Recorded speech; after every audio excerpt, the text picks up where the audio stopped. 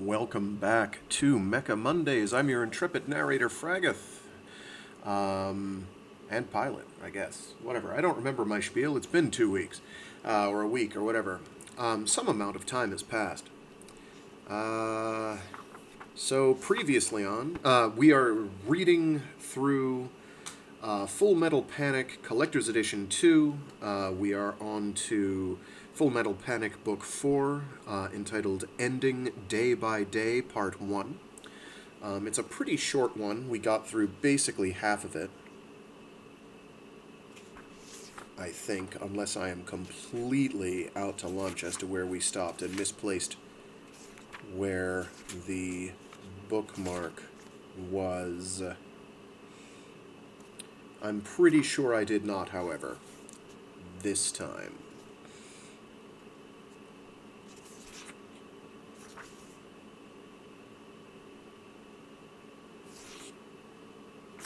So, what happened last time... Oh, let me turn off... So, what I've done is, in order to save me a little effort, and because we should be wrapping this up today, I've just set up a slideshow that's showing all the book art.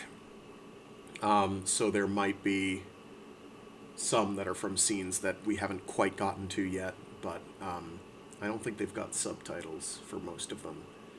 And you'll know when they're appropriate when they appear. So my apologies. There are a lot of them. That should be near the beginning of the cycle. Anyway, last time, basically the SRT-1 gang, basically everyone with an Uru's call sign, primarily Mao and Kurtz, but then later Sagara Sosuke, have gone to Sicily, where they are kidnapping a guy named Bruno. And Bruno is in Sicily, and on the run from Mithril, because he is the one who finagled getting in those two turncoats onto the Tuatha De Danaan, who would proceed to help out Gauron when they take him aboard, so that Gauron could take over the Tuatha De Danaan. So they're after him to find out who paid him, basically, and find out what the hell's going on.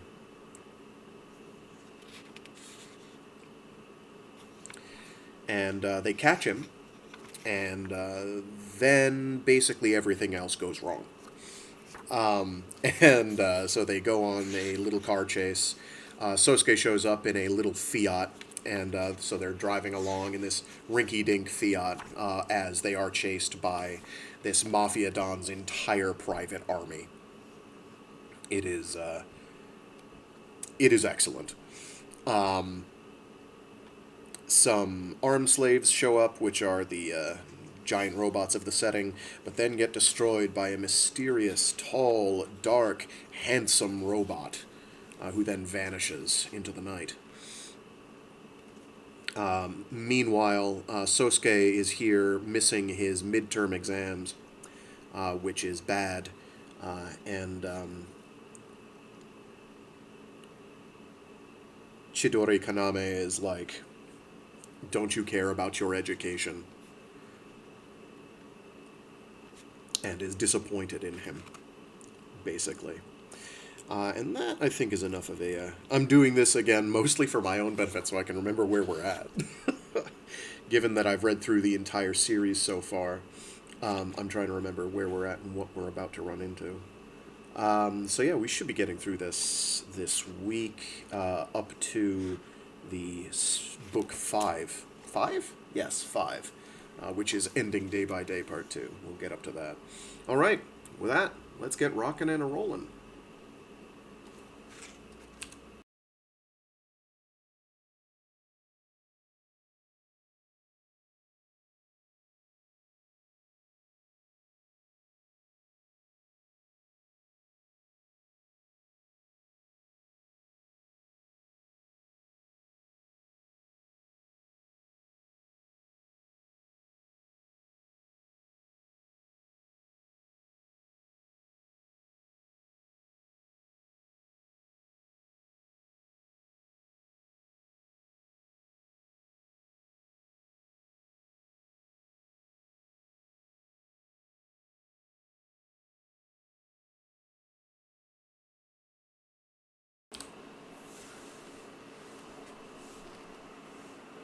Chapter 2.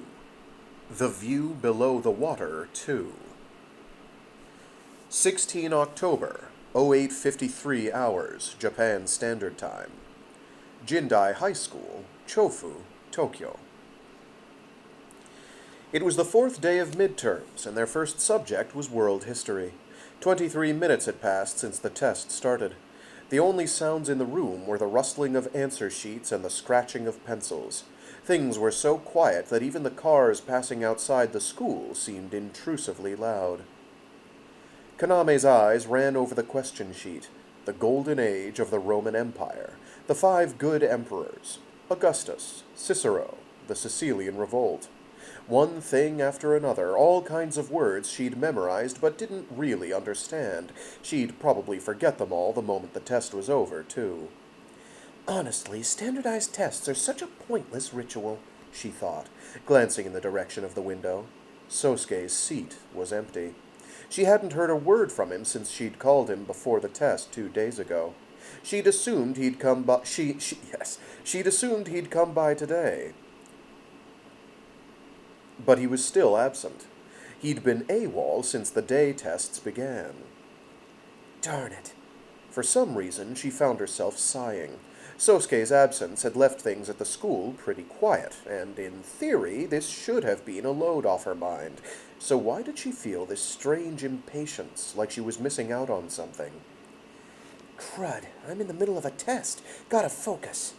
Kaname directed her attention back to the question sheet.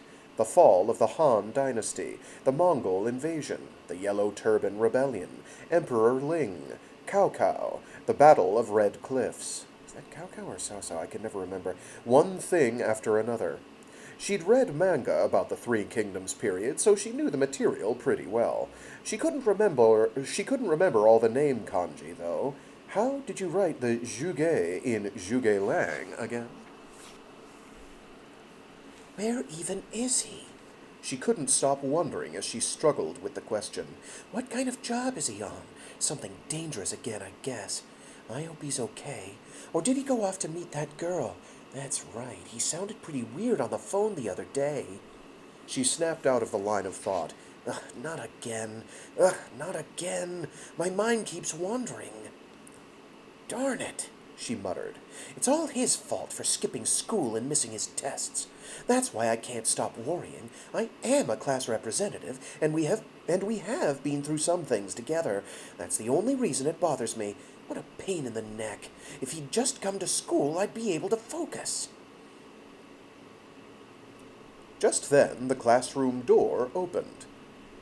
I'm sorry I'm late. Panting and breathless, Sagara Sosuke entered the classroom. He looked like he'd been in quite a hurry. His sullen face was covered with sweat. On top of that, instead of his school uniform, for some reason he was dressed in dark green fatigues, completely different from his usual battle dress. On the chest were the words, U.S. Marine. Sagara, you've come to take tests now? And why are you dressed like that? The teacher proctoring the test asked. I'm extremely sorry, Sosuke apologized again. I didn't have time to get changed. Fine, never mind, the proctor sighed. Just sit down. Right. Sosuke quickly moved to his seat. On his way there, his classmate Kazama Shinji whispered to him, Sagara-kun, why are you dressed like that? Circumstances, he responded shortly as he sat. He accepted the test paper from the teacher, took out his pencil box, and quickly started looking through the questions. Kaname gazed at him, glassy-eyed from afar. A wave of relief washed over her. It was like a weight had been removed from her chest. Their eyes met for a second. In lieu of a greeting, Sosuke held up his pencil. Kaname quickly broke off her gaze and focused back on her test.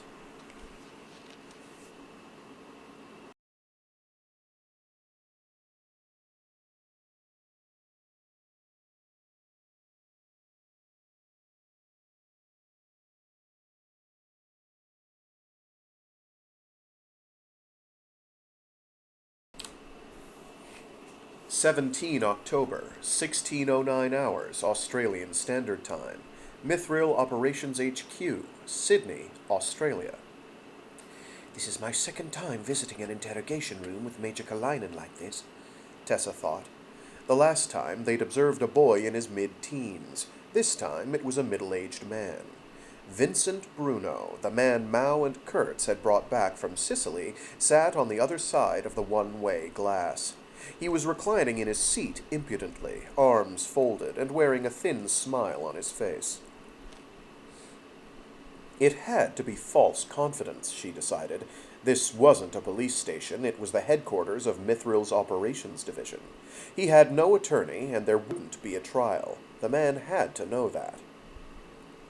Tessa was only wearing a thin coat over her usual uniform. Following her arrival in a Mithril jet, a limousine had fetched her straight from the airport, which had kept her from civilian eyes.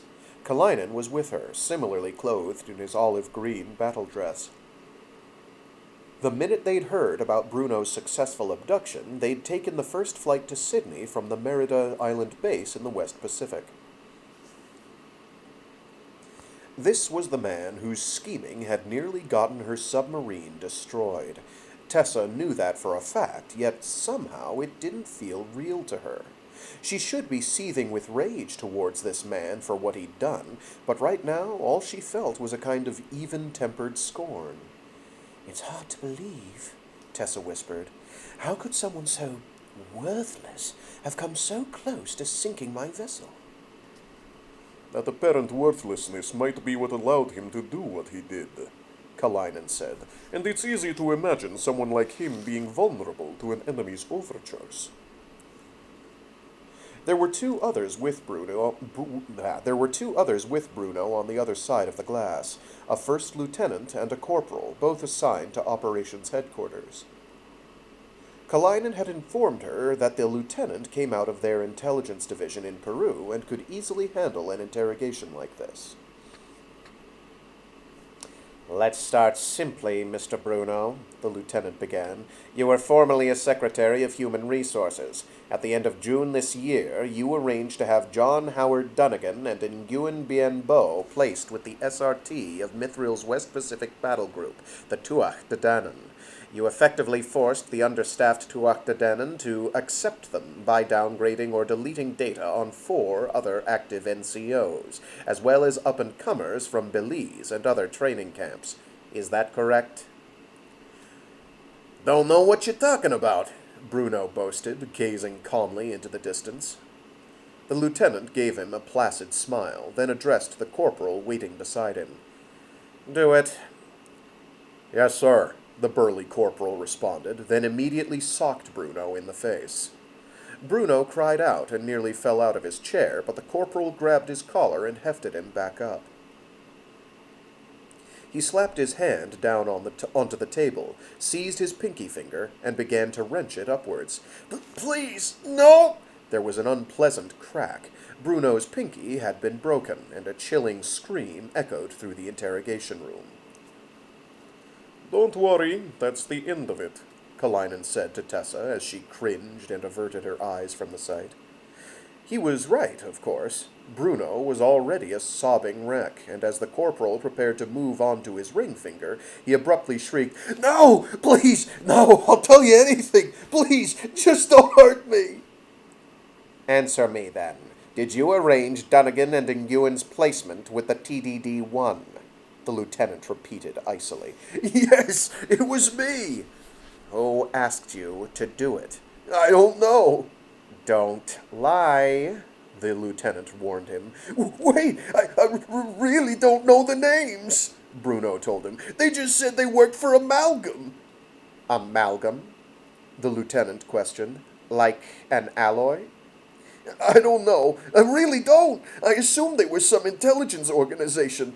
The Soviets, maybe, and they didn't deny it," Bruno insisted. "At first, I just thought it was easy money. They paid me $200,000 in advance. Can you imagine? $200,000! Who could say no to that? I agreed on the spot."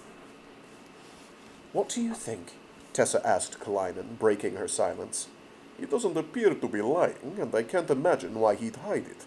It appears he simply never knew much to begin with," Kalinin said, gazing at a nearby LCD screen where a computer was analyzing Bruno's speech in real time. This system was like an improved version of a polygraph. It could read a subject's subtle vocal inflections and detect, with considerable accuracy, if they were lying. The interrogator's initial act of violence had been partly to fluster their suspect, which made him easier to analyze. Amalgam. The name feels like a slight at us somehow, Tessa mused. Mithril was a fictional kind of silver. It seemed like some kind of spiteful joke that the enemy would call themselves amalgam after a real-life term for a metal mercury alloy. I don't know who they are. I mean it, Bruno wailed from the other side of the glass. He turned a glare towards their dimly lit room, his pale face covered in cold sweat. Are you happy now? I know you're listening. Stop hiding and show yourselves, he frothed. You call yourselves a Mithril, the silver that slays evil. But I see how you treat people now. You can go to hell, you wannabe hero wolves in sheep's clothing. Calm down, Mr. Bruno, the lieutenant advised. I've done nothing wrong, Bruno claimed. To the devil with you, murderers! You bastards! You're all bastards! Tessa tried to let the abuse roll off her back, but she couldn't keep a few words from slipping past her lips. How dare you?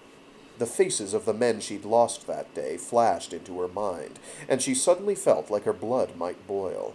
She wanted to flash the lights on in the dark room, reveal herself to this man, and lay into him with all her might. It's going well, Call Me Nameless. Thanks for tuning in. You're the murderer here, she thought savagely. You killed my men. You're the one who should burn in hell. What would you know, anyway? You're a pathetic man reduced to a spitting venom in an interrogation room, nothing but a low-born, greedy coward. How dare you speak to me this way? Learn your place before I order that corporal to break the rest of your fingers. The dark, violent emotions rose higher inside her.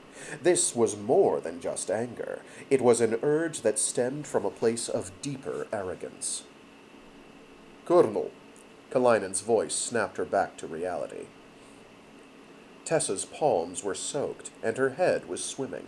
She was filled with a sudden self-loathing. She couldn't deny it. I'm happy to watch this man suffer. Colonel, let's let the lieutenant finish his work, Kalainen said. I'm told Admiral Borda is waiting. I see, Tessa responded weakly after a moment. She turned her back on the still raving Bruno. It's not a pleasant way of doing things. Not for him and not for us, she added internally. I won't disagree, but it is effective. He'll live, and a single finger will heal soon enough. I know that, but... Tessa hesitated, casting a glimpse at Kalainen's expressionless face. Doesn't he feel anything? Wasn't he shaken in the slightest by what we just witnessed? Kalainen lost men to Bruno's actions just as I did. The instant after she'd thought that, the Russian added coolly, If I were the one in there, I would have cut his finger off.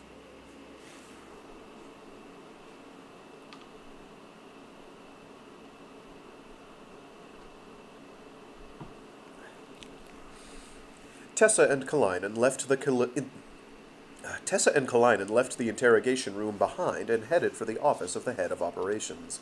They were currently at Mithril's operations headquarters, in a corner of downtown Sydney. Most people, if you told them that a central office for a worldwide organization like Mithril was located here in Australia, would look at you with skepticism. It was common knowledge, in the business, that transport convenience, inter-organization communication, and various other factors made it far more sensible to house your operation in Europe. That belief, though, was 20 years out of date.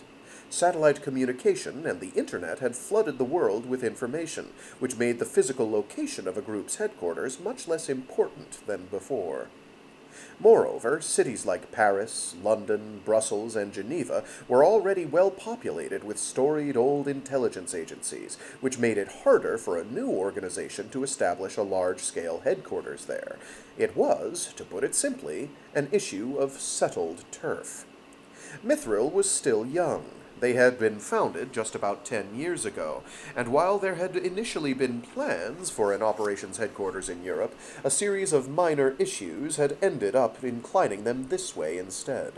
Currently, most of Mithril's outposts in Europe belong to the intelligence division, but even their scale was minuscule. The Sydney-based Operations HQ was located in a building not quite tall enough to be called a skyscraper. On paper, it was owned by a security company called Argyros. Argyros? Argyros. I'm not sure quite how that is pronounced. Argyros. This was one of Mithril's front organizations, although they did, in fact, operate security agencies all over the world, a side business that brought in quite a bit of income. Most of Mithril's current personnel were Argyros employees on paper, and since this was a common career path for decommissioned soldiers anyway, it made for a very convenient form of camouflage. Mithril controlled a few such companies, in fact. Roth and Hambleton, which had created the M9's generator, Umantak, the core of their marine transport, the legacy corporation Martin Marietta, which produced their aircraft. Everything from cutting-edge enterprises on the rise to well-established companies that they had rescued from near bankruptcy fell under their umbrella. They had dedicated investors and shell corporations, fronting, funding transfers, equipment supply, personnel recruitment. If Mithril had a need, there was a company to fill it, even if most of their employees didn't even know of Mithril's existence. Despite its old-fashioned exterior, security for the Argyros building that housed their operations headquarters was strict. It was covered in listening devices and surveillance cameras, and plain-clothed security guards were on constant lookout for intruders.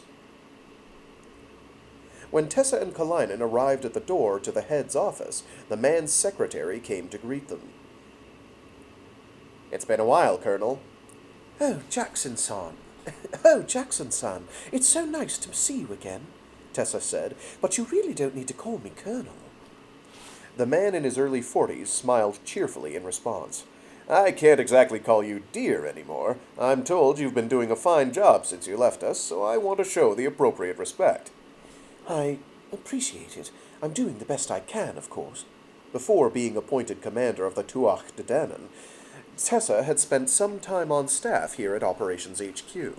She had served as an aide to Admiral Borda while also conducting research on amphibious maneuvers, special operations, and underwater combat.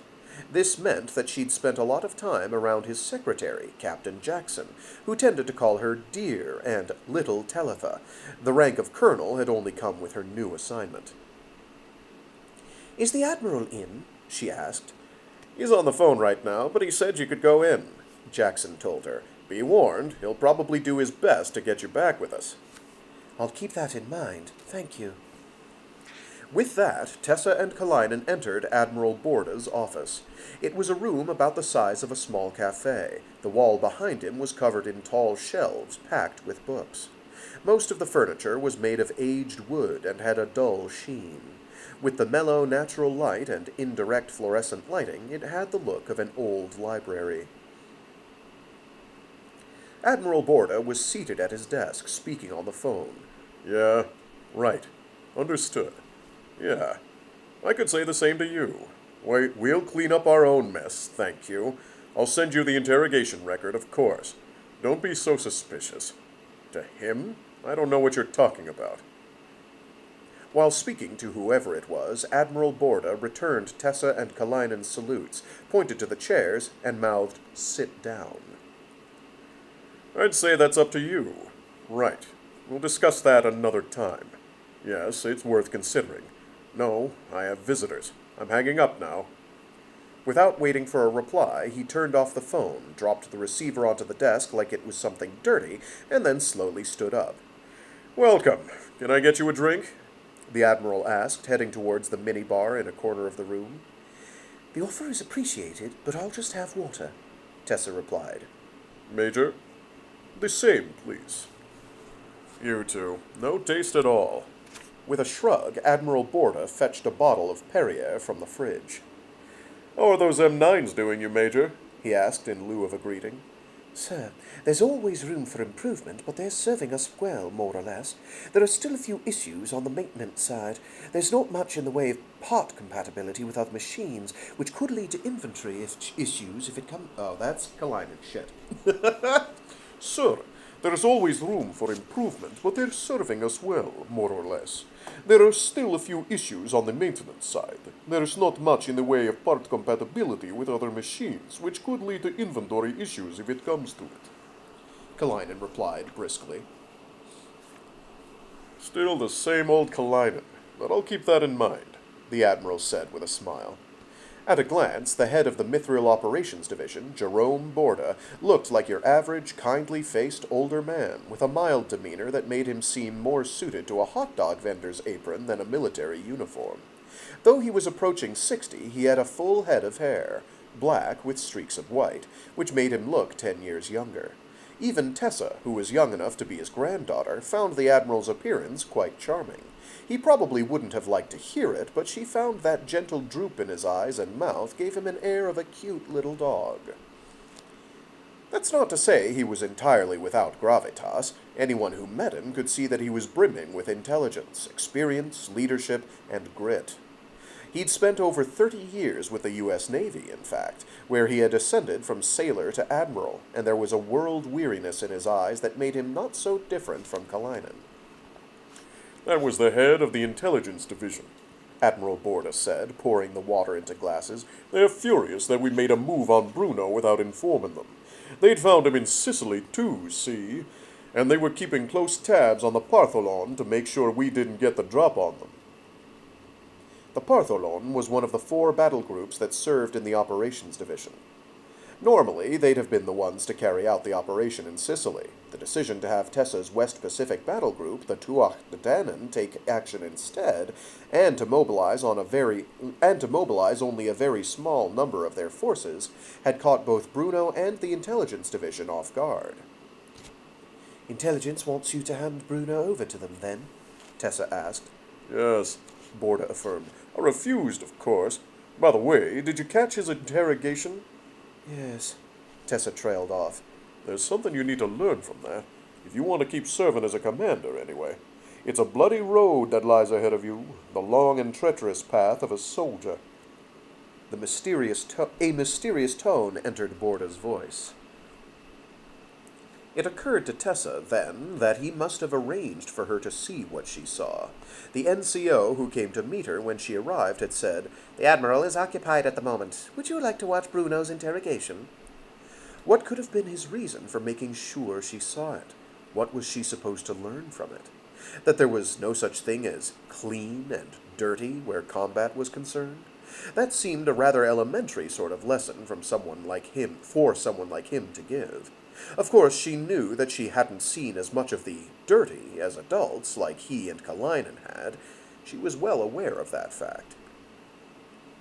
What the middle-aged gentleman had wanted to teach her, then, had to be a more abstract concept, something complicated despite its simplicity. Was that scene meant to symbolize something that couldn't be expressed with conventional words and logic? An ominous premonition, a melancholy microcosm, a shard of future events? Was it hinting at some unyielding dilemma she'd face herself someday? Some principle at work that a teenager, even a genius one, could not possibly grasp? And was that principle presenting itself to her now through the Admiral's actions? Don't stress yourself about it now, the Admiral said, holding a glass out toward her. You'll find out eventually, sooner or later. What's going to happen to Bruno now? She asked after a pause. The rules allow for capital punishment, or so I'd like to call it, but whereas we're not a proper military, it'd be more like a lynching, in the form of execution by firing squad. We've never done that before, though. The more reasonable punishment would be long-term confinement, then. We just need to hold him until his knowledge of Mithril's equipment, hierarchy, and personnel becomes out of date. Tessa knew the rule in question. 5 years of holding wouldn't be enough. It would more likely be 10, or maybe 15. But would the organization still exist that far into the future? The question drifted into her mind, apropos of nothing. This isn't some light-hearted gentleman's club. He needs to be dealt with in an appropriate fashion. Of course, the council won't decide what it is until after the interrogation is over. Borda sat down on the sofa across from them and changed the subject. Now, I called you here to consult with you about something else. I think it's time to do some reorganizing. What do you mean? Tessa asked. I looked through the reports of the Perio Archipelago incident. Those two Japanese kids, Chidori Kaname and Sergeant Sagara, Borda clarified.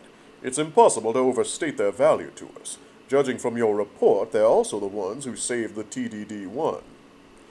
Yes, that's right, Tessa agreed. It's becoming hard to deny their significance. The Whisper, the ARX-7, we can't treat them as developing issues anymore. We're getting complaints from the Intelligence Division about that, and regarding Wraith as well. Tessa said nothing. I think it's about time to reconsider how we treat them. Don't you agree, Major? Borda asked. Kalainen averted his eyes and responded hesitantly. Of course, sir, but... Borda immediately raised his hand to cut him off. Spare me the bureaucratic response. Excuse it all you like, but the fact remains. The way we're doing things now is inefficient. Sir, Kalainen acknowledged noncommittally. What do you think, Tuatha? Borda asked, turning towards Tessa. She hesitated. You're correct, of course, but... Borda assumed an exaggerated scowl and looked straight at her. But what? Nothing. Good. Let's hash out some details then.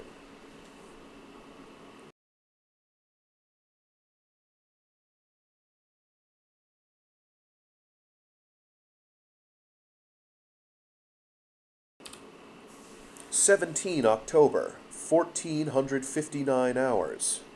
Japan Standard Time. Jindai High School, Chofu, Tokyo. 1 week after tests, the school held a post-graduation guidance assembly. Despite the grandiose name, though, it was really just a long series of lectures from school staff. First, the principal. I'm sure you're all thinking, I'm just a second year, I don't need to think about this. But your second year is the best time to start considering your post-graduation plans, especially these days. Given the state of the economy, employers will be less interested in your schooling credentials and more interested in what you've learned and what you can do. So think carefully about that when making your plans. One thing after another. That's all pretty vague, Kaname and the others thought. Then their class advisor. Get it? Don't assume you can afford to take a year off after graduating. That self-assurance will always be your undoing. Most Sekitori never make it to Yokozuna, so they'll tell themselves, I just need to make it to Juryo. But once they start thinking that way, will they even make it that far? Of course not. The world is an unforgiving place. What I'm saying is... One thing after another. We're not going into sumo, though, Kaname and the others thought. None of the 320 or so second years gathered in the gymnasium could muster up much enthusiasm. Kaname was starting to nod off from boredom by the time the final lecture reached its end. So please keep that in mind from now on. We'll leave a variety of materials in front of the post-graduation guidance rooms, so be sure you take what you need. The students dispersed, leaving the gymnasium in class order. The assembly had taken the place of 6th period, which meant they'd be able to go home soon. Sitting in the largely empty train car as they headed back home, Kaname let out a big yawn. Looks like you got a nice rest, Kana-chan, Kyoko said from the seat beside hers. Sosuke was standing in front of them, wearing his usual sullen expression. There were bags under his eyes, as if he hadn't been sleeping well. He'd spent nearly every free minute he'd had since Sunday fixing Ms. Kagurasaka's car. I mean, yeah, who can take that guidance stuff seriously? Kaname said, stifling another yawn. She wished they'd focus less on that abstract stuff and more on practical information, like, here's the average yearly salary for a defense attorney, or here's how hard it is to get into so-and-so famous company, or if you're thinking about becoming an animator, don't. I don't know, some of it was pretty good. It actually got me thinking. Huh, Kyoko, you actually listen to that stuff? Yeah, I mean, it's my future we're talking about. Kyoko defended herself. I was thinking about going right to work after graduating, but now I'm not so sure. Kaname let out a vague, thoughtful hum. Kyoko, who typically had a very childish air about her, suddenly seemed like the more mature of the two. As if noticing Kaname's gaze, Kyoko shot her a slightly abashed smile. I mean, I'm not taking it that seriously. Anyway, Kyoko turned her gaze intently to Sosuke. Sagara-kun, I've been wondering, have you been growing your hair out lately? Sosuke looked back at her dubiously. Following Kyoko's example, Kaname also turned to stare at Sosuke. His hair was as disheveled and haphazard as ever, but when she looked carefully, she could see that it was all in all longer than before. More of his bangs seemed to be falling into his eyes. From certain angles, you couldn't even see them. It wasn't quite to the point of unsightly. It helped that he had a very masculine face, and it hadn't grown out that much. It was just long enough to be bothersome. Now that you mention it, Kaname mused. Sosuke picked at a lock of his bangs as Kaname expressed her concern. Does it look strange? He wanted to know. No, it's not that bad or anything, she reassured him. Hey, that reminds me, do you go to a stylist or what? What's a stylist? Sosuke asked. Like a barber. No, I've never been to one. I cut it myself. With scissors? With this. Sosuke produced a heavy-duty combat knife from beneath his uniform. Uh-huh. There's one mystery solved. Kaname finally realized why his hair was so messy and uneven. Just then, something seemed to occur to Kyoko, and she raised a finger and spoke with glee. Hey, I just had a great idea. Why don't we take Sagara-kun to a stylist? He'd be super hot with a makeover, I bet.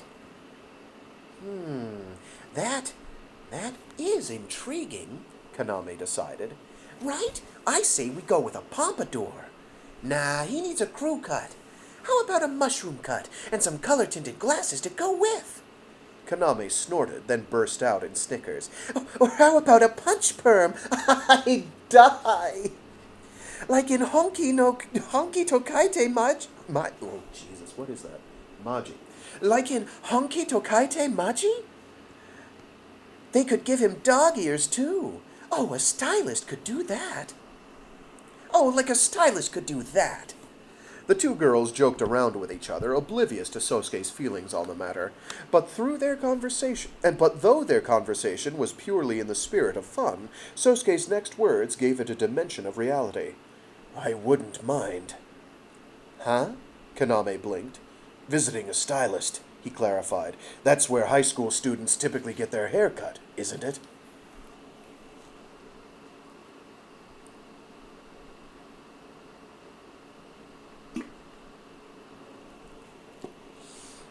Kaname and Kyoko ended up taking Sosuke on a short walk out the south entrance of Shofu Station.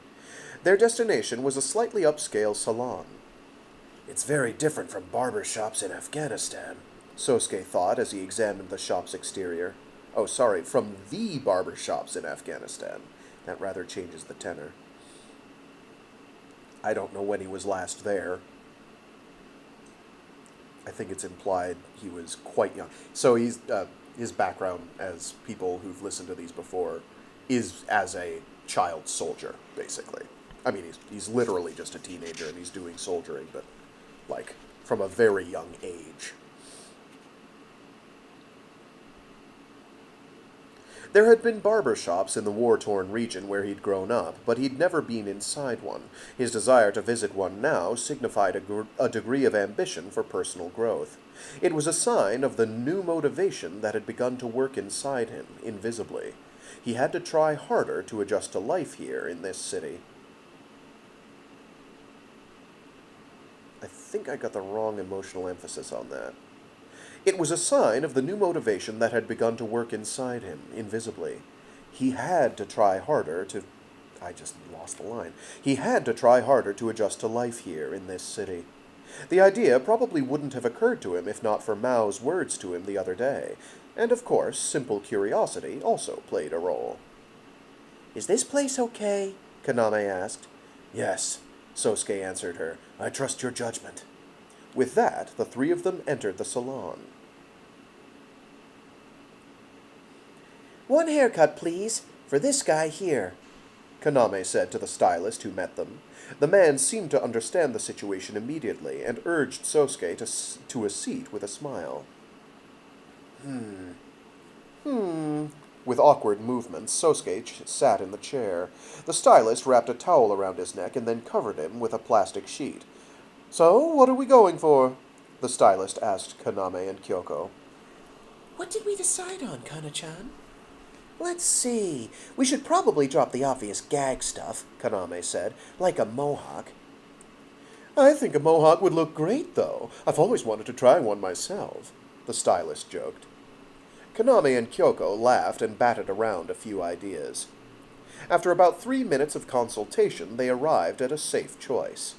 Just make it short enough so that we can see his eyebrows. Also, his hair is way too thick, so try to thin it out some. Is that okay, Sosuke? Yes, he said shortly. Go to it, then. We're leaving him in your hands. We'll be over there. Kaname and Kyoko waved as they withdrew to the waiting area. Sosuke suddenly felt very alone. No, that wasn't all. There was a feeling of unease about him. Even though there was nothing suspicious here, he still felt butterflies in his stomach. Instincts cultivated over years and years told him that something was wrong here. Is it my imagination? He couldn't be sure. Then again, his instincts had never been right about anything here in this peaceful city, so it was probably safe to ignore them. How many humiliations had he suffered due to trusting his instincts? Okay, sir, I'm going to shampoo now. The stylist was about to pour the shampoo on Sosuke's head. Wait, he started, but stopped himself. Yes? No, please continue. The stylist looked at him dubiously, then poured the shampoo onto his head and lathered it up. This complete stranger, this man he'd never seen before, was moving his unfamiliar fingers around his scalp. Any itching anywhere? The stylist asked. No, Sosuke grunted out. He was actually itching all over, but he kept his answer short. He was nervous, extremely nervous. What if the bottle contained some kind of a transdermal toxin? What if this man had a poison needle in his finger? What if he was hiding a small automatic pistol under that white smock of his? There would be no way for Sosuke to fight back. Stop worrying, he told himself. It's just soap. He's just a barber. There was no way the man could be an assassin. They'd come here on a spur-of-the-moment decision, and Kaname had chosen the location. It couldn't possibly be an enemy trap. Now, right this way, the stylist told Sosuke as he filled the sink in front of him with hot water. Sosuke watched him questioningly. We need to rinse out the shampoo. The man clarified. Right, Sosuke agreed. The man seemed to be asking him to plunge his head into the basin, but if he did that, he'd lose all visibility. He'd also leave his neck exposed to others. It would be a trivial matter for the stylist to plunge a knife into his spine or stick him with a syringe. Someone outside the shop could take the chance to target him, too. What's the matter? The stylist wanted to know. Is this strictly necessary? The stylist stared a moment and then smiled awkwardly. Of course it is. I can't cut it like this, can I? Come on now. Sosuke said nothing. He was in agony as he hesitantly bent over and plunged his head into the basin. As he did, he pulled his pistol from its holster under the plastic sheet. It made him feel a little safer.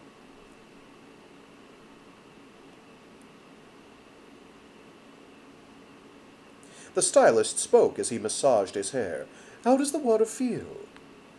Fine, he managed to answer, but he was completely beside himself. He couldn't even feel the water. Will this man try to kill me if I show a moment's weakness? He wondered. Why does he keep encouraging me to lower my defenses? Have they anticipated my movements in a way I couldn't predict and sent this man ahead to pose as a stylist? Or is there another enemy here that might try to come after me in my moment of vulnerability? That's right, he remembered. I have no reason to think I'm safe. People are still after Kaname. If I die here, who will protect her? There, all done. Great job. Mopping his hair with a towel, the stylist slowly eased him back in the chair. The towel compromised his vision in a way that felt like torture. Okay, let's get cutting. The barber snipped the scissors eagerly and seized a lock of his disheveled hair. A total stranger was now standing behind him, holding a blade. Something in his head started blaring a warning. Can't do this. Stop it. If I don't stop it... Sosuke had reached the limit of what he could take, and his body acted instinctively. Before the scissors could even get close to his head, he grabbed the stylist's arm, stood up from the chair, and smashed him against the mirror. What are you... Don't move! Sosuke barked. He trailed his eyes and the barrel of his gun over the other surprised employees and customers, scrutinizing them carefully. But there was no sign of a possible enemy. The stylist he'd shoved against the mirror just let out a weak groan and squirmed in confusion.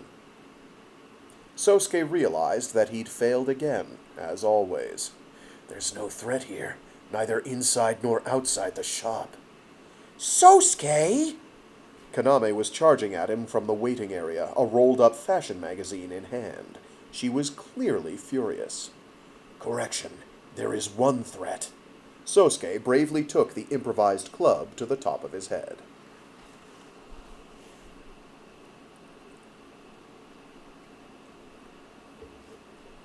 I have mixed feelings about playing post-traumatic stress disorder for laughs, but it is at least consistent in that regard. And it also shows that he does not have it easy. I can't believe it. Kaname was fuming as they walked back to the apartment. You asked me to take you, so I took you. What on earth possessed you to lash out like that? I'm extremely sorry. Sosuke followed behind her, sluggishly. Following the chaos, he and Kaname both bowed and apologized, but the stylist still asked them to go elsewhere, forewent payment, as if the two of them were yakuza of some kind, and then shooed them away. Once they were out, Kyoko had laughed and said, Well, it is what it is. Then they'd parted ways and headed for home. It was simply too dangerous to remain so unguarded that close to an armed stranger, he argued. Oh, yeah? Don't tell me to take you to a stylist, then, Kaname snapped back. Didn't you realize they'd have to do all that to cut your hair? You could have really hurt that totally innocent guy. You've got to get it out of your head that you're always surrounded by assassins and enemies. I can't do that. This was one matter on which Sosuke held firm. The enemy is out there. That is a fact. You could be attacked at any moment. But... Kaname hesitated. She tended to forget that until it was pointed out to her. Her strange existence as a whispered really had made her a target. Protecting you from the enemy must remain my #1 priority, Sosuke said seriously. When he put it that way, Kaname couldn't find the heart to lecture him anymore. Instead, she just whispered in a slightly resentful tone, But that only happened one time. True, he agreed, but that's no reason for me to let my guard down. Oh, come on, she moaned. Since the field trip incident, the so-called enemy hadn't made a single attempt on her directly, at least as far as Kaname could see. She'd been in danger quite a few times since then, but that was always the result of her getting dragged into something unrelated. Her daily life in Tokyo was the picture of peace and quiet. Well, maybe a little more chaotic than a normal teenager's, thanks to Sosuke's constant troublemaking. Is there really an enemy out there? Couldn't he and Mithril just be making a big deal over nothing? Kaname frequently found herself wondering, and her doubts were only natural. They found their pace slowing. It was just before evening, and the residential district was full of people. It was getting deeper into autumn. The weather was turning chillier, and the sun was setting earlier, too. It's been about half a year now, hasn't it? She mused. Sosuke had come into Kaname's life in the spring. That was almost exactly 6 months ago. Time sure does fly, huh? I suppose, Sosuke agreed. And yet you haven't made an inch of progress. Haven't I? Nope. She giggled at him, and Sosuke tilted his head. Since he'd never actually gotten his hair cut, it was still damp and disheveled, which gave him a bit of a shaggy stray dog air. He looked so pathetic, it almost felt irresponsible for her to leave him on his own. Hey, she said after thinking for a moment. What is it? You want to stop by my place? Kaname suggested. I can finish the cutting if you want. Her invitation must have come as a complete surprise. Sosuke showed a rare widening of the eyes and blinked at her. Is that a no? She asked. It's not that, he said. It's just... Worried that I might attack you too? She teased. He shook his head rapidly. No, not at all. You're different. Kaname found herself enjoying his indignant denial more than she expected to. Family circumstances had left Kaname living alone in a 3-bedroom apartment, but her bathroom turned out to be rather cramped as she dragged in a chair and said, All right, sir, please take a seat. As Sosuke did so, she briskly wrapped a bath towel and a plastic sheet around his neck. She'd already gotten changed into a flimsy t-shirt and jeans. Not choking you, is it? She checked. No, it's not an issue, he told her. Okay then, here we go. She laughed wickedly and snatched up the scissors with a grin. Sosuke, suddenly nervous for reasons unrelated to assassins and enemies, asked her, Chidori, do you have any experience cutting hair? Nope, she responded lightly. I've messed with Kyoko's hair before, but never cut it. Sosuke fell into nervous silence. Hey, calm down, she protested. At the very least, this has got to be better than cutting it yourself. Please attempt to avoid cutting my ears off, Sosuke begged. Right, I'll try my best. After another laugh, she grabbed a lock of Sosuke's hair and gave it a snip. Then she repeated the motion. Kaname started off carefully, but as she went on, the snip, snip, snip came faster and more rhythmically. Hey, she said, still cutting, you had some job or other that made you miss the tests, right? Yes, Sosuke agreed. More fighting stuff? Yes. Why do you ask? No reason. Were you hurt at all? Just a few scrapes. Not an issue. I see. Kaname cut his hair in silence for a while. Occasionally she'd cast a glance between his head and the mirror, at which time she'd hum to herself speculatively, screw up her face, then start cutting again. Hair tumbled down the plastic sheet in clumps. Hey, Kaname finally whispered. Tessa told me that there was someone else protecting me. Someone besides you. Did she? He asked casually. It was Kaname's first time talking to him about this, and Sosuke wondered if she'd been thinking about it since her conversation on the way home. But I haven't seen any sign of them, you know, she went on. So sometimes I forget it's all really out there.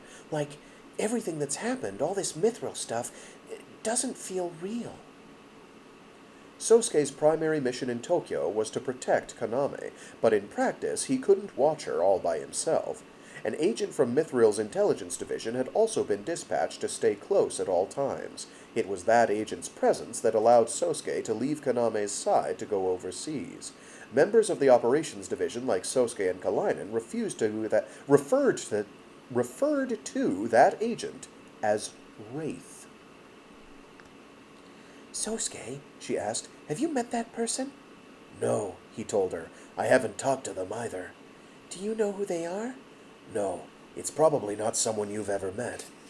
You think I can really trust them? Kaname wanted to know. Sosuke said nothing. And, Mithril and stuff, too. There was a thick anxiety behind her words. No matter how cheerily she might go about her day, she was always under threat. It was a fact that Sosuke always took for granted, but in the moment it felt very real to him. If somebody really was after Kaname, Mithril would be the only ones she could count on. The police were in no position to help her. Of course, you can trust us, Sosuke assured her, but he didn't fully believe his own words. Wraith was always a remote presence. They were outside the school when classes were on. When Kaname was at home, they were a few blocks away from the apartment. They were watching her from afar, distantly but persistently. That was why Sosuke didn't have to be with her every hour of every day. If Kaname called to the agent, they wouldn't respond under any circumstances. Wraith also hadn't acted when Kaname had found herself in danger in the past, when she'd been accosted by delinquents in town, or taken off to a stranger's mansion, or abducted by A21 terrorists. Of course, she'd gotten out of each situation safely enough, but once the danger was past, Sosuke always felt a certain irritation. Why didn't they act? Why weren't they protecting her in my place? He wondered. His reports to his superiors frequently contained the phrase, I have strong doubts regarding the abilities of intelligence agent codename Wraith. But the reply was always, we'll take it under consideration. Continue your mission. Neither Kalinin nor Tessa would offer him an explanation either. Just keep going, they assured him. As a result, Sosuke felt extremely nervous whenever he was away from Kaname. Even if his orders told him to leave it to Wraith, he found it hard to believe that this agent was actually taking their mission seriously. Was Wraith just waiting patiently for the real enemy to appear? Were they treating Kaname like bait on the line, not to be pulled up until a big fish bit, no matter how much the bobber moved? That would explain Wraith's persistent absence in the field. No, it still didn't make any sense. Letting Kaname die before the enemy struck would defeat the entire purpose of the exercise. It was chilling to think back on those times, but she'd been in several situations now where she easily could have died. Why hadn't Wraith ever offered their assistance? Sosuke didn't know. A cold, calculating theory was beginning to form itself in his mind. Could the intelligence division have discovered something they weren't telling him? Sosuke? Kaname called Sosuke out of his reverie. What's wrong? She asked. You looked miles away just now.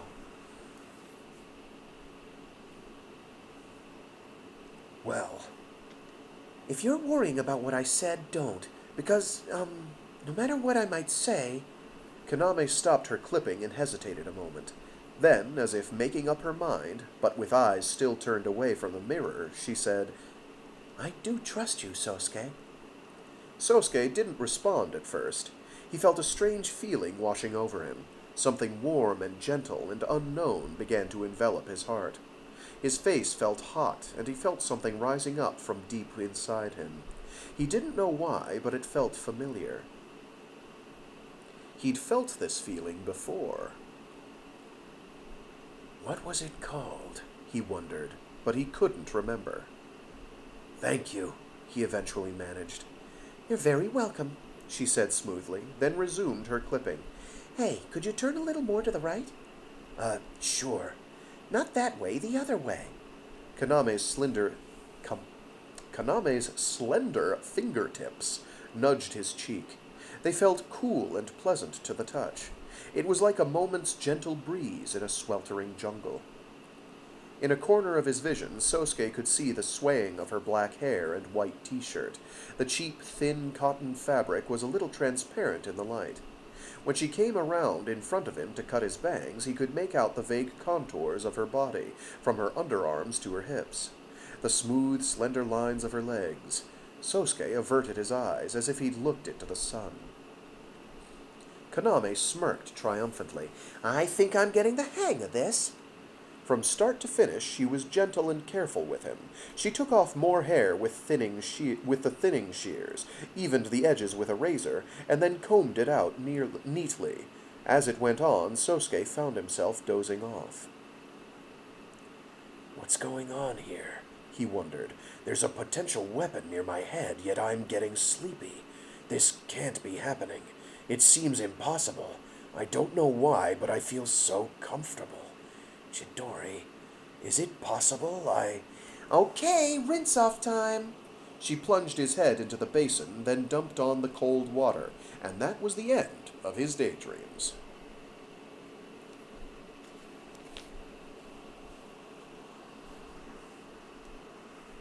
Not bad, if I do say so myself, she said with satisfaction as she turned off the dryer. It doesn't seem very different to me, Sosuke commented, peering closely into the mirror. It was definitely shorter than it had been, but he didn't feel like there was much of a change. It felt more like he was back to where he'd been a month earlier. The cut was still shaggy and haphazard, although maybe a bit more symmetrical than before. What are you talking about? Kaname retorted. You look totally different. Are you sure? Yeah, it's way better, she told him confidently. Ask around at school tomorrow. Sosuke peered into the mirror again, and then stood up. Well, I appreciate the aid. Perhaps I'll cut your hair next time. Heck no, Kaname said, wrinkling her nose.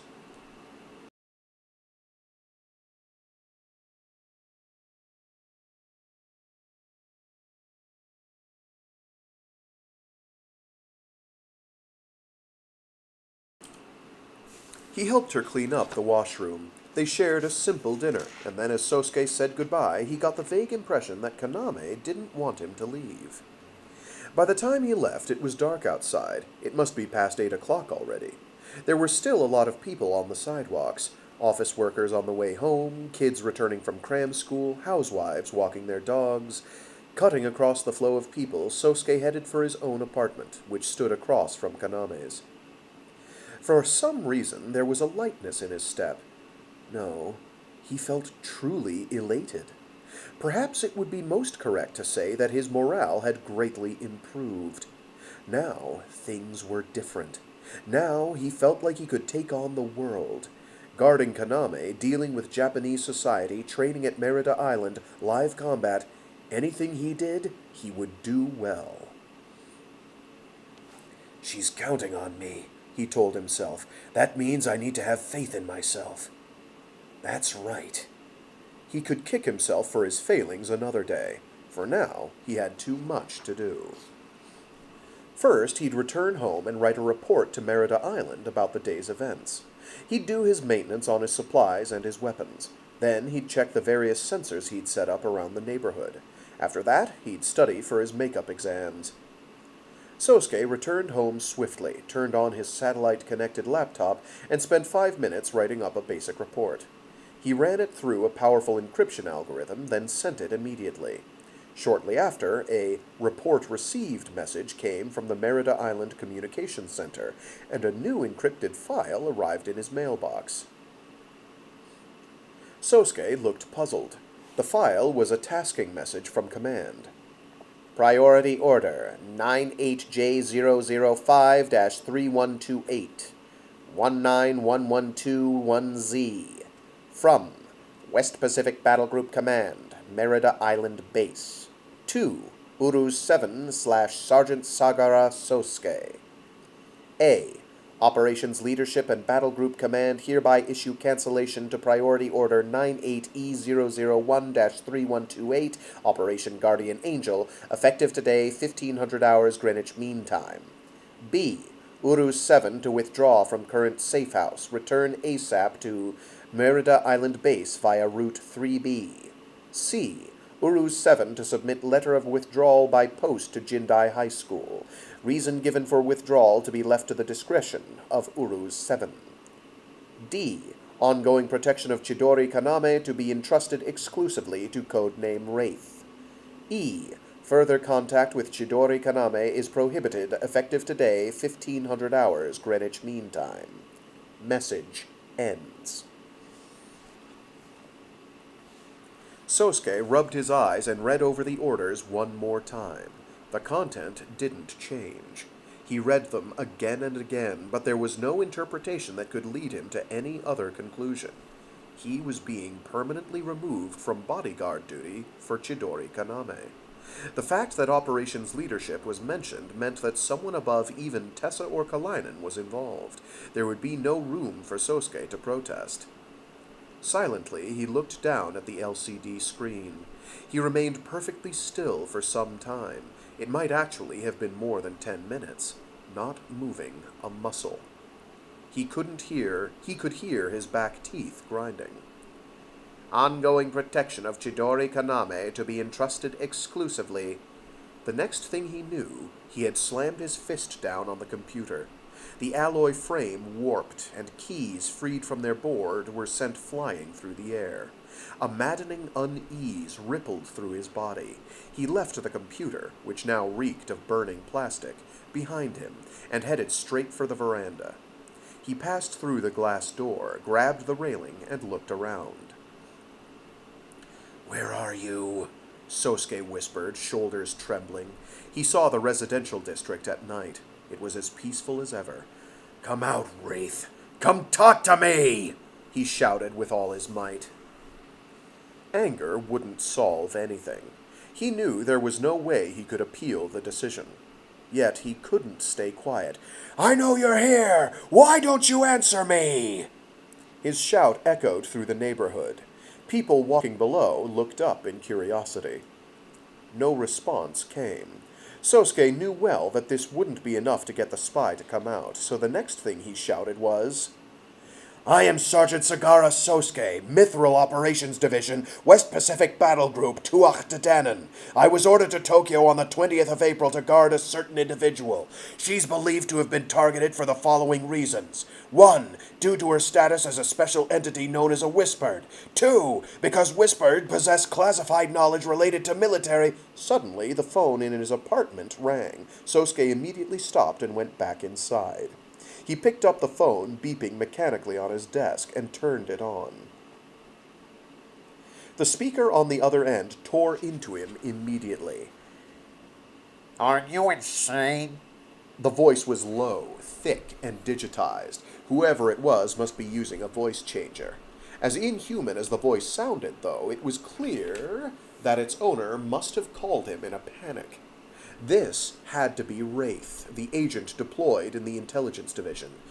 What kind of agent bellows classified information to the whole neighborhood?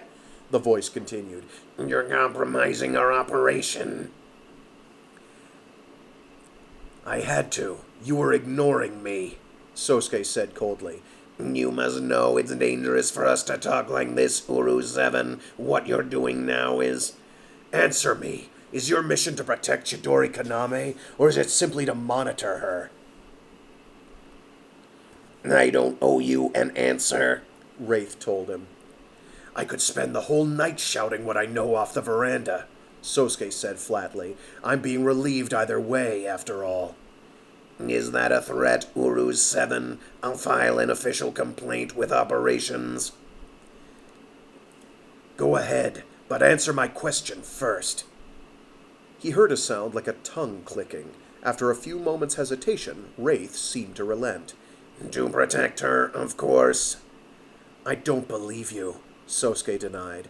That's your prerogative. I was tasked to keep Codename Angel from... Sorry, that is very difficult to do, as horrible as it sounds. That's your prerogative. I was tasked to keep Codename Angel from falling into the hands of another organization. Nothing more, nothing less. Then why won't you help her? Sosuke wanted to know. She's faced danger multiple times in the past. Danger from bands of minor hoodlums, Wraith replied scornfully. I'm not obliged to interfere in the affairs of the local riffraff. I see. But then what about the A21 incident? You didn't even try to save her then. As he said it, you didn't even try to save her then. As he said it, Sosuke began to wonder if it was less you in the singular and not more you in the plural. The agent said nothing. Well, answer me, he demanded. I was watching the situation develop when things abruptly escalated beyond what I could handle, Wraith replied coldly. I was terrified by your battle at Fushimidai Academy, but in the end my decision not to interfere was the correct one, as the terrorists never seemed to realize her importance. They were little more than thugs themselves. I don't buy that excuse, Sosuke argued back. I don't think you really intended to protect her. I'm not seeking your approval, so you can fret all you like, the composite voice mocked. The intelligence division should have taken this mission over right after Sunan, but operations intervened to keep you on it. They said you would be useful as a decoy, but as far as I'm concerned, you've been nothing but a hindrance. I even considered killing you and making it look like an accident. It's not too late, Sosuke challenged. Try me. I'm kidding. I wouldn't expect to win a fight with you unscathed, though I did get some entertainment out of considering it. What? You seem to get nervous when a rifle barrel is trained on you from afar, or if the bolt of a submachine gun is moved in the shadows. Your soldier's instincts are incredible, but they frequently lead you to err. Wraith pointed out. I enjoyed the chaos at the salon today as well. Don't mind me, just killing my vocal cords. Regrets, I've had a few. You don't be so mad. What's done is done. Wraith's voice took on a note of triumph. Either way, the games end today. You'll return to base and resume your standard missions. I'll keep things up here. We're both professionals. Let's not squabble over petty details. I can't do that, Sosuke denied. What about Chidori? Her safety is no longer your concern. You've received the order to withdraw, haven't you? Unless you're planning to go rogue. Sosuke was at a loss for words. Don't forget that it was Mithril who gave you this life in the first place. You're not really a high school student. Wraith reminded him. You're a mercenary, a killer. Even your family register and school records are forgeries. Sosuke said nothing. You can criticize me all you like, but do you really believe you're capable of protecting her? You've had no success in adapting to Japanese society in the 6 months you've spent here. Your presence with her is at best unnecessary and at worst an active threat. Sosuke felt like he'd been slapped, as the air around him seemed to grow heavier and stickier. Wraith wasn't wrong. Sorry to inform you, the composite voice went on, but you're a third-rate bodyguard. You'll never be anything but a burden to her, and your presence might even increase the risk to innocent bystanders. Sosuke remained silent. It's over, Urus 7. Follow your orders and return to base. Sosuke remained silent, unable to retort, and so the other person just hung up on him. Listlessly, he set down the receiver. It was only a few moments later that the feeling of rock-bottom helplessness washed over him.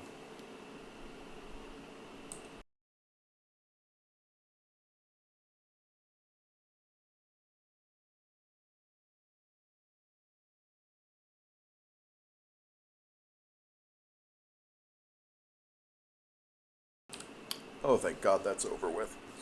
Chapter 3, Black and White.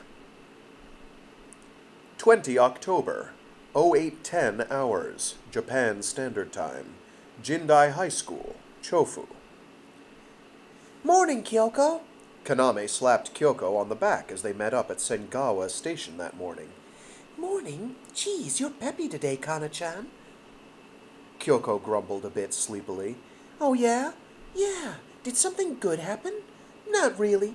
Or maybe it did, I guess. It's not like a whole thing or anything, Kaname giggled. Kyoko looked confused. You're being so weird. Kaname and Kyoko were walking to school in a crowd of other students. Sadly, it was raining that day, and a bit chilly on top of that. They both had their umbrellas out, a fact which made Kaname a little anxious. Her friend was quite a bit shorter than her, which put her umbrella's ribs just about level with Kaname's eyes. But yesterday was something, huh? I guess Sagara-kun hasn't changed much, Kyoko said after a bit of walking. Kaname nodded. I know, right? The guy is so dense. I keep telling him to chill, but he keeps freaking out anyway. I wish I could give him a shock collar or something. Every time he does something stupid, zap! It'd work, I think. I'm serious. Kyoko laughed. What? Like for a dog? Then she changed the subject. So, what happened after I left? Oh, I went home. Why do you ask? Kaname said, playing dumb. She wasn't sure why, but she didn't want to admit that she'd taken him back to her place and cut his hair. It really was pretty forward, wasn't it? Most girls didn't get that close to their male friends, did they? Was it possible her classmates would be a little put off if they learned what it was she'd done? Well, it's fine, she told herself. She'd just accost Sosuke ASAP and tell him to say he cut it himself. That would take care of everything. Talk about a good mood, though, Kyoko observed. Who's in a good mood? You are. Huh? No, I'm not, Kaname denied. Kyoko teased. I'm skeptical. That was the end of that conversation. They talked for a while about the Japan series, then passed through the school's front gate, put on their slippers, and headed for the classroom. They dropped their bags on their desks and looked around. There was no sign of Sosuke. The Japan series being, baseball. Not here yet, huh? Kaname asked herself. She glanced at her watch. It was 8:27. Class would start soon. Where could he be? She wondered.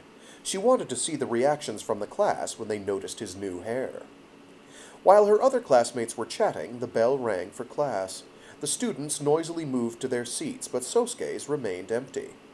He's gonna come late again? That stupid jerk, with his makeup tests coming and everything.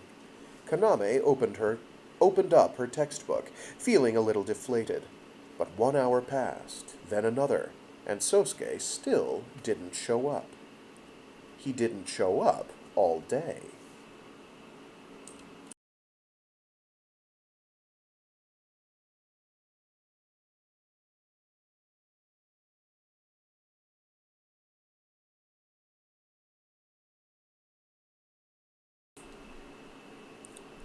October 20, 1719 hours, West Pacific Standard Time, Merida Island Base.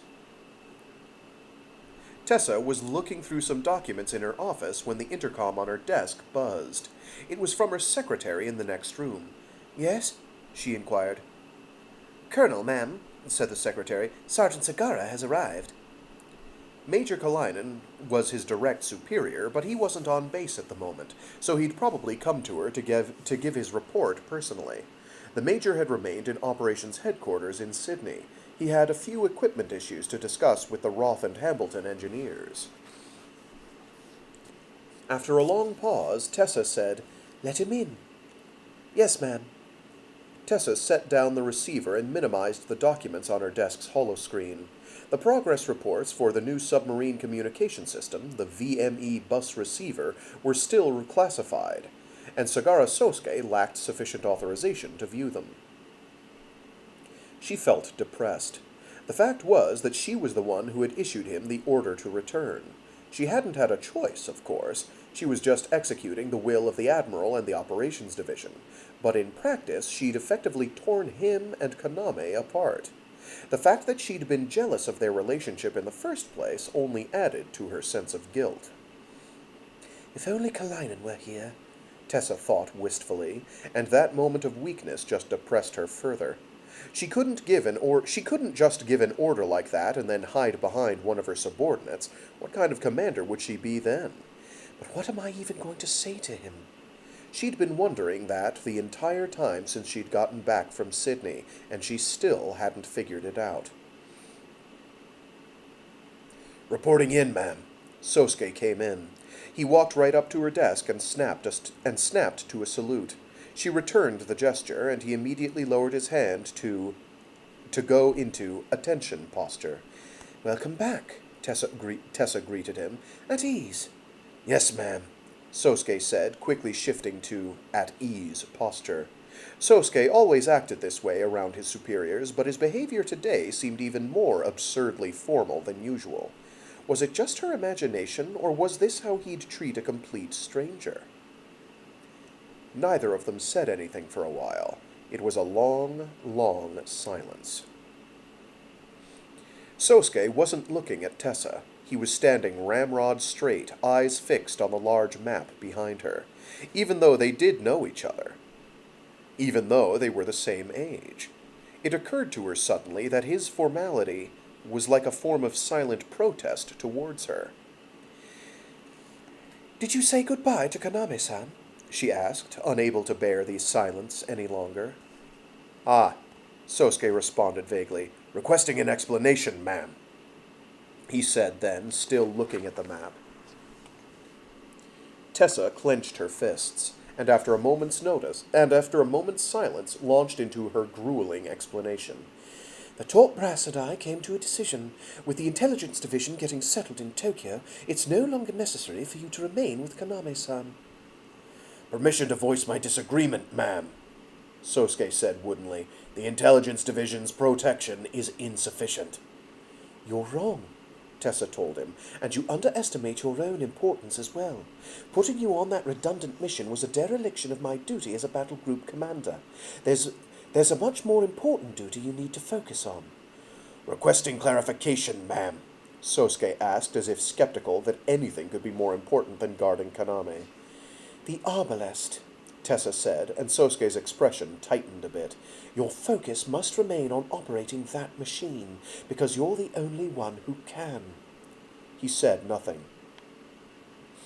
During the Sunan incident, the Lambda driver registered your brainwave patterns. Or perhaps imprinted on would be a more apt phrasing. Following that initial deployment, all systems, which until then had been completely blank, automatically restructured themselves to match your specifications. In the moment you activated it, the artificial nerve network that runs through its frame mapped itself to your nervous system through the Taros. These are changes that cannot be altered. I don't understand, Sosuke finally said. From the moment you first piloted it, the arbalest became like your avatar, Tessa explained, squeaking back and forth in her chair. Mithril does not currently have the resources to create another Lambda driver-mounted AS, which means that, if we end up facing another enemy machine like the Venom or the Behemoth, you and the arbalest remain our only hope to oppose them. The intelligence division will protect Kaname-san, and you must focus on learning how to operate the arbalest properly. After patiently enduring the long explanation, Sosuke looked down and let out a small sigh. And there's no room for leeway in that decision? No, Tessa responded weakly. Please try to understand, Sagara-san. Is that an order, ma'am? His words, full of scathing disdain, felt like a physical blow. He did that intentionally, Tessa thought. He said that to me to attack me. I'm doing my best to explain things to him, and he says, is that an order? As if our friendship meant nothing. And on top of that, the reason he's so angry is because of her. Yes, it is, she said, inadvertently sharpening her tone. If that will get you to accept it, I will order you. That's how organizations like ours work, after all. I will not play favorites with my men. Even if it means tearing you apart from Kaname-san, I will do what must be done. Colonel, ma'am? Sosuke's expression betrayed a hint of dismay, but that didn't stop Tessa. You have no idea how the upper echelons work, she said, suddenly furious. I can't do anything by myself. I'm merely a child, as you know. But what would you know about hierarchies or politics or horse trading? Oh, it must be wonderful for you. You can just blame me for everything and keep your conscience clear. But I don't have that luxury, Tessa continued angrily. I need to think not just of her safety, but of the safety of my whole crew. Do you understand? You've fought the Venom and the Behemoth, haven't you? You know how dangerous they are. Not even an M9 can fight an AS with a Lambda driver.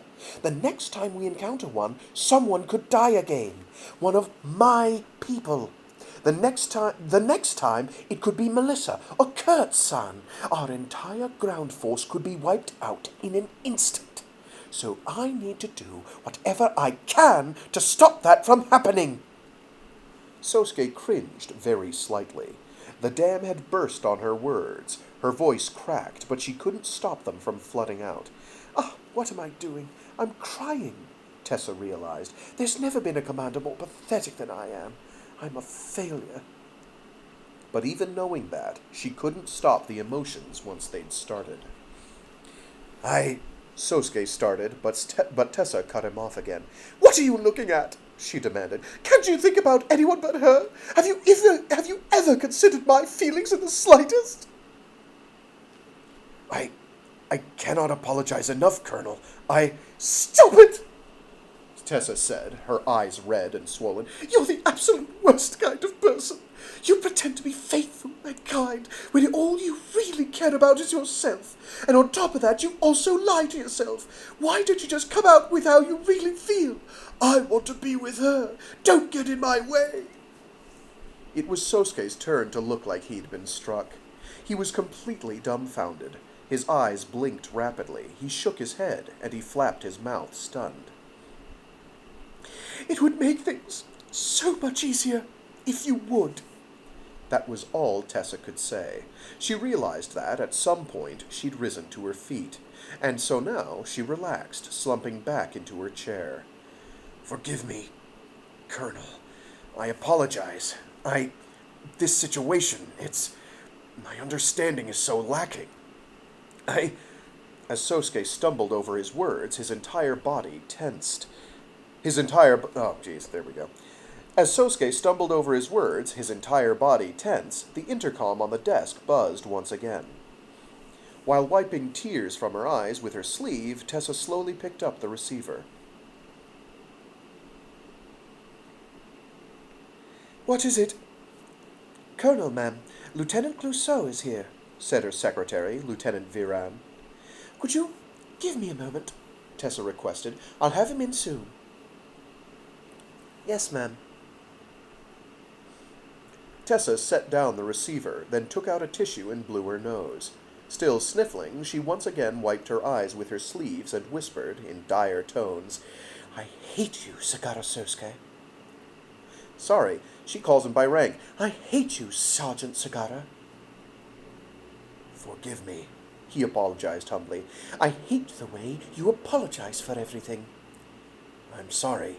We have nothing more to discuss, she told him. You are dismissed. Yes, ma'am. Hesitantly, Sosuke left the office.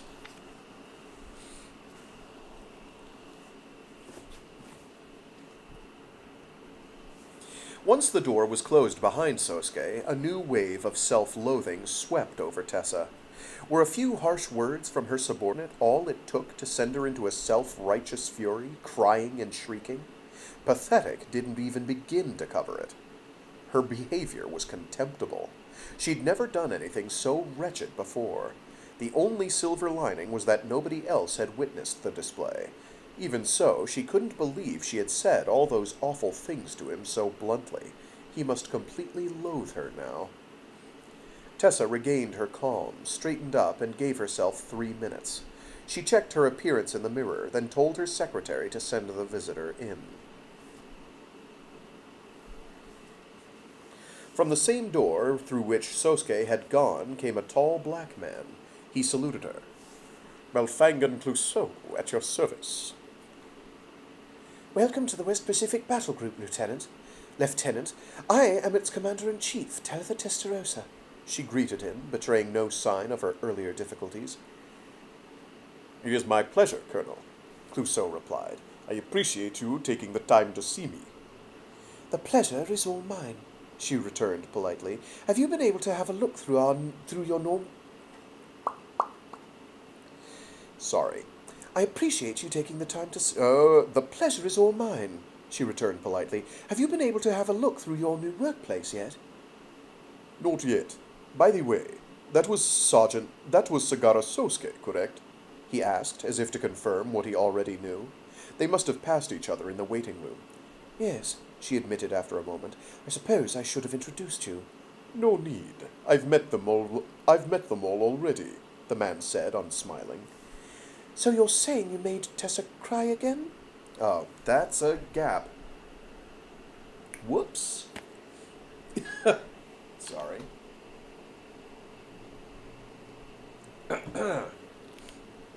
So you're saying you made Tessa cry again? Kurtz said, staring at Sosuke. They were sitting at a corner of the bar in the base's only izakaya. Affirmative, Sosuke responded from the seat beside him. He was slumped over, head drooping, absently gazing into the glass of grapefruit juice sitting on the counter before him. You know, you'd make a pretty good gigolo, Kurtz mused. What's a gigolo? Never mind. But, I gotta say, it fits, Kurtz said thoughtfully, folding his arms. Sosuke gave him a sidelong glance. You sound almost happy about this. The last time, when he'd made Kaname cry, the man had sucker punched him. Sometimes Sosuke couldn't understand what went through his partner's head. I'm not, Kurtz told him, but you feel bad about it, right? Well, of course, but... Then don't beat yourself up about it. Tessa's a nice girl, Kurtz said offhandedly, then downed his scotch with a gulp. She'll forgive you soon enough. Around them, the place was roaring with conversation between soldiers of the PRT, Primary Response Team, that had just finished their training, and members of the maintenance team who had punched out for the day. There was casual boasting in various languages, coarse laughter, and tales about girls hooked up with in Guam. Cigarette smoke hung thick in the air. The Colonel is a truly impressive person, Sosuke said after a bit. I don't think I understood half of the responsibilities she's under, and the way I spoke to her, she must have been furious with my insubordination. That wouldn't be enough to make her cry, Kurtz said with a hint of irony, a corner of his mouth quirking upward. Sosuke looked over questioningly. What do you mean by that? It's a little galling, so I don't think I'll tell you. Sosuke just looked even more confused. You really don't know? Sheesh, no wonder she's mad at you.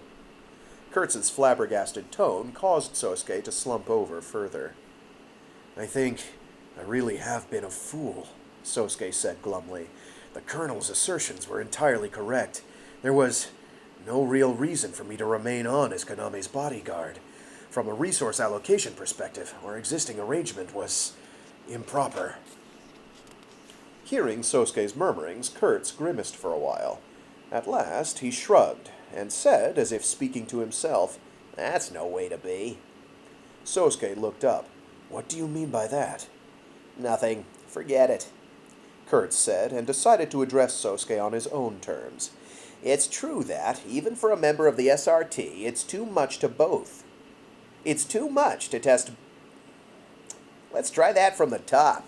It's true that, even for a member of the SRT, it's too much to both test an experimental AS and guard a girl at the same time. Exactly, but... But... Kurtz urged him on. But Sosuke just gripped his glass and said in a strained whisper, No, it's nothing. Then fell silent. There's no point in confiding in Kurtz, Sosuke thought.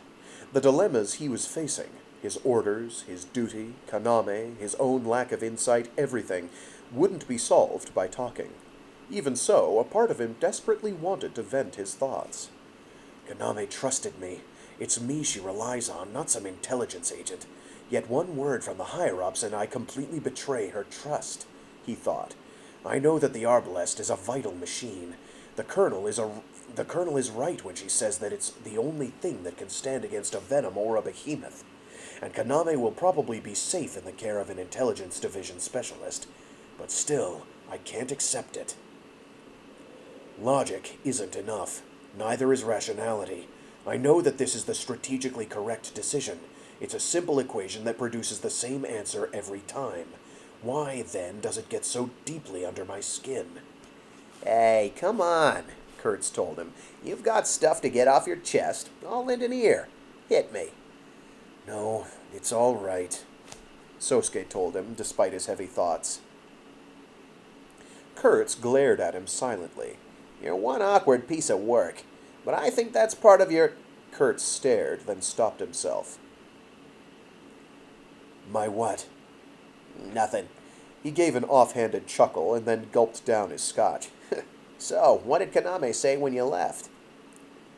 Sosuke made a non-committal grunt in response. You made her cry, right? Kurtz predicted. I can't imagine it was a smiling send-off. I don't want to talk about it. The truth was, Sosuke hadn't said anything to Kaname. He hadn't given her a single goodbye. He'd gotten the order right after the haircut. How could he justify himself to her after the conversation they'd just had? He didn't have the courage to face her again. He'd sent his notice of withdrawal to the school, and most of the things in his apartment had just ended up transferred elsewhere in the city. In his cowardice, he'd left all of that for others to deal with. What is the right thing for me to do next? It was never a question he'd had to worry about on any of his old battlefields. Okay. Kurtz backed off with surprising ease. He asked the bartender for another drink, exchanged some joking insults, and then let out a weak laugh. It was then that a slight hush fell over the bar's raucous talk. The rough jeering, the clinking of utensils, the singing, and the flirting all died off, replaced with a faint sense of wariness. Wariness, not weariness, wariness. It wasn't quite the silence that would fall over a bar in an Old West movie. This place wasn't exactly a den of lawlessness. It was a more subtle change. The source of the change became immediately obvious. An officer, an unfamiliar one, had just entered the bar. He was a black man dressed in a combat uniform. There was a badge on his shoulder stitched with the letters FLT, a first lieutenant. He had broad shoulders, a V-shaped torso, and long, straight legs. He looked quite tall from a distance, seeming to have a good 10 centimeters even on the 180-centimeter tall Kurtz. Never seen him before. Where do you think he's from? Kurtz whispered. Sosuke felt as though he'd seen the man somewhere before. Was he the one he'd passed outside of Colonel Testarosa's office? The man cut through the restaurant, brushing past Sosuke and Kurtz to take the seat at the counter furthest back, right next to Kurtz. Water, he said, placing a $5 bill in front of him. The bartender grimaced openly. Idiot, this is a bar. Order some alcohol, why don't you? Allah forbids the consumption of alcohol, said the stranger. Water, please. Then don't come to a bar, idiot. Despite his objections, the aging bartender poured some Volvic into a glass and slapped it down on the counter. The man took the glass and, without any sense of propriety, turned his eyes towards Sosuke and Kurtz. He then returned his gaze forward and drank down the water, as if losing all interest in them. There was a philosophical air about the man. He had brown skin and a glint in his eyes that spoke of both intelligence and guardedness. His lips were thin, and he seemed like he might have had some Caucasian or Arabic blood in him. Excuse me, Lieutenant, Kurtz said. We don't know each other, and I don't mean to be unfriendly, but could you find another seat? And why should I do that? There's a kind of unspoken agreement that the 3 seats at the bar here in this corner are for SRT only, Kurtz advised him, and you're sitting in the one furthest back. Is that really a... Is that really a rule?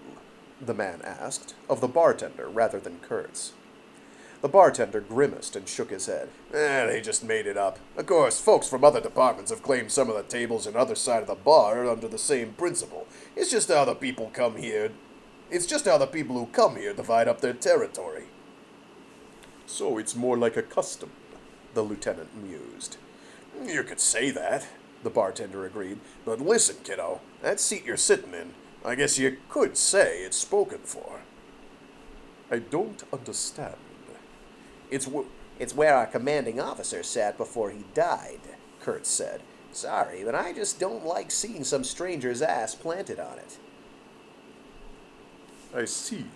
The man looked down and nodded. What was the name and call sign of your late superior? Rose 1, Captain Gale McAllen. I see no need to move then. The man was a coward, the lieutenant said, a cold smile appearing on his lips. What was that? Kurtz leaned forward. Sosuke watched the exchange silently from the sidelines, but he didn't miss his partner's hand tightening around his shot glass. A coward? Did you just call him a coward? Yes, he was a useless little man. Wow. Boy, that's harsh. Hey, you hear that, Sosuke? A useless little man. Well, I won't say it's not apt, but... One minute, Kurtz was cracking wise. The next, he'd thrown a drink in the man's face, and at the same time lashed out with a right hook. It happened so fast that even Sosuke couldn't stop him, but the fist never found the man's cheek. He dodged the strike by a literal hair's breadth. Silently and suddenly, then, the man was right in front of him, shoving a palm against Kurtz's jaw. A shove, that was all it looked like. But it sent Kurtz's body flying back several meters, almost hitting Sosuke in the process, before a table stopped his momentum. Plates and glasses crashed to the floor. The bartender scowled and shook his head, and the soldiers in the bar quickly looked in their direction. You possess a disgraceful lack of patience, Sergeant, the lieutenant said, wiping his face with a napkin. They must have been joking when they said you were a sniper. You bastard.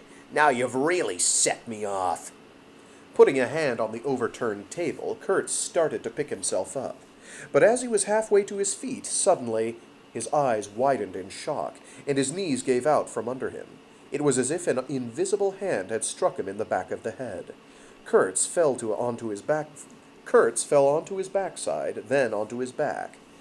Shit, he muttered, and then lay still. Kurtz, said Sosuke, mildly alarmed. He'll be fine. It's just a mild concussion, the lieutenant said to Sosuke, as the latter ran to Kurtz to help him. I'm surprised he could get up at all after a hit like that, but it's the best medicine for a drunk who takes swings at a superior. It's clear now that your entire SRT, from that sergeant to your dead captain, are all fools. I'm disappointed. Sosuke shot daggers at the openly hostile man. What are you looking at me that way for? The lieutenant asked. I don't know who you are, and I apologize for my comrade's rudeness, but I must request that you take back your comments about Captain McAllen. Sosuke was usually unfazed by such criticism, but this was one thing he couldn't ignore. That's funny, Sergeant. Are you giving me an order? Sosuke said nothing. And what if I refuse? Will you strike your superior? Are you capable of it? You seem the prim and proper type. Or maybe you're just a coward. Sosuke, feeling like the man had seen right through him, clicked his tongue. If he hit this man, he'd be sent to detention. But that, in itself, didn't matter much. Kurtz had probably felt the same when he'd reacted the way he had. Even after everything he's done, Sosuke wondered, why can't I act? Sosuke's hesitance didn't come from a fear of being disciplined. It was a more fundamental resistance toward the concept of breaking the rules. Punching a superior, refusing an order. Any time he did something like that, he felt the structure of the world he lived in break down a little bit more. That threat would throw cold water on his feelings every time. The lieutenant interrupted his self-interrogation. I see you really can't do anything if there's not an order behind it. Well then, Sergeant, why don't you join me for a little game? A game? Sosuke questioned. You want to defend the honor of this Captain McAllen? It so happens I have some time to kill. Follow me. He lay $100 bill on the counter, then started walking. Where are we? The AS hangar. You're a pilot, aren't you?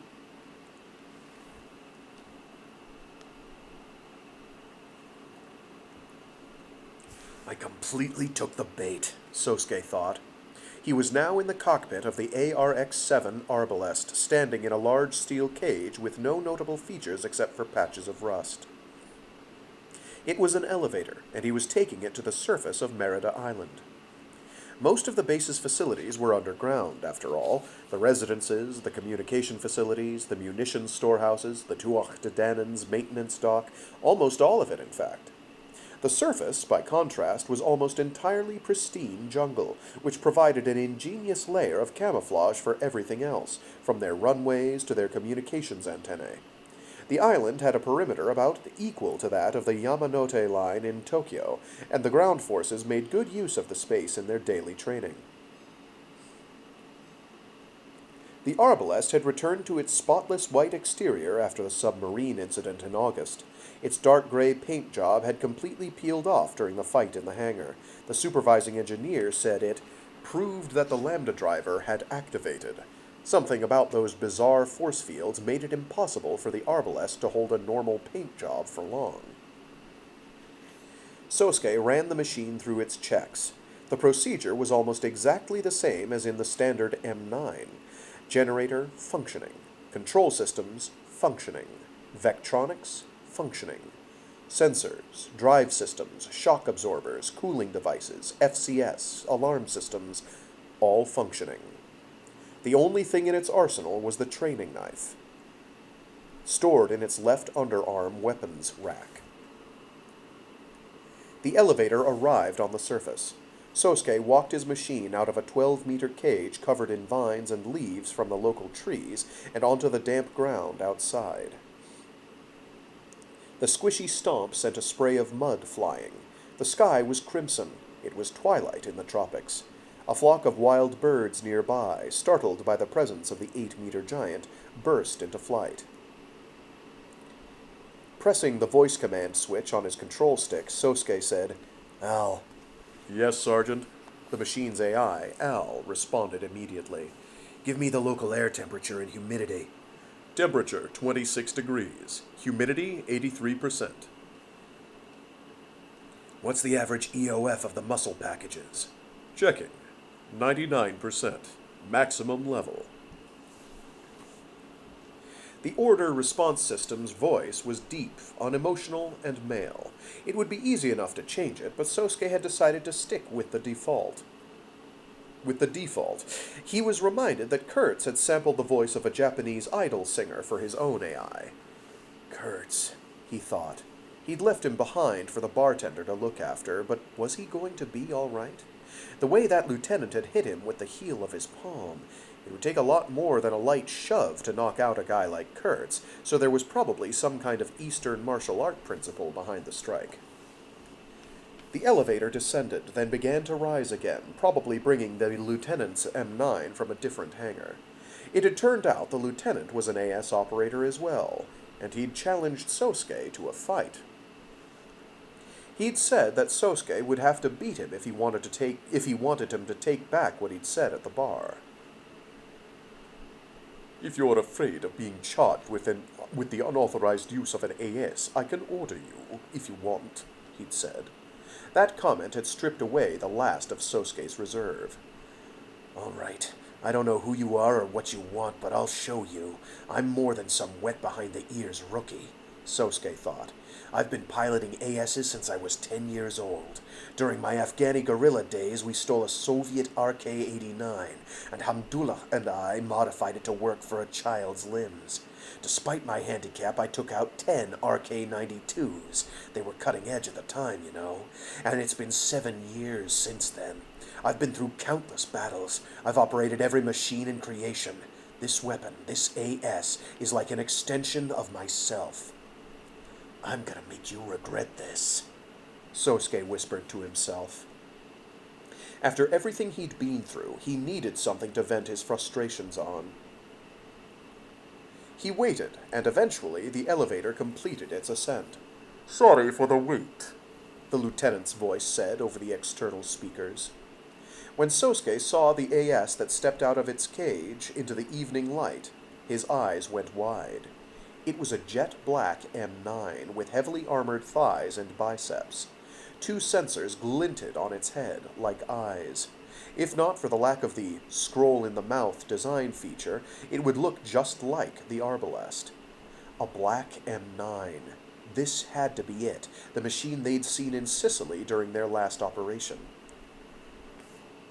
I should probably introduce myself, said the other pilot. I'm First Lieutenant Belfangan Clouseau, out of the Mediterranean Battle Group, the Partholon.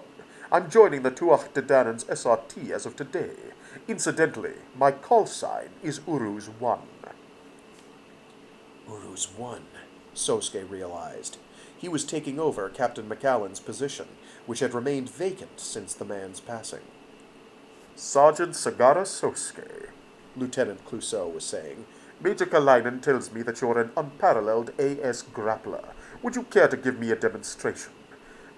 The black M9 opened the arms rack in its left side and drew its training knife.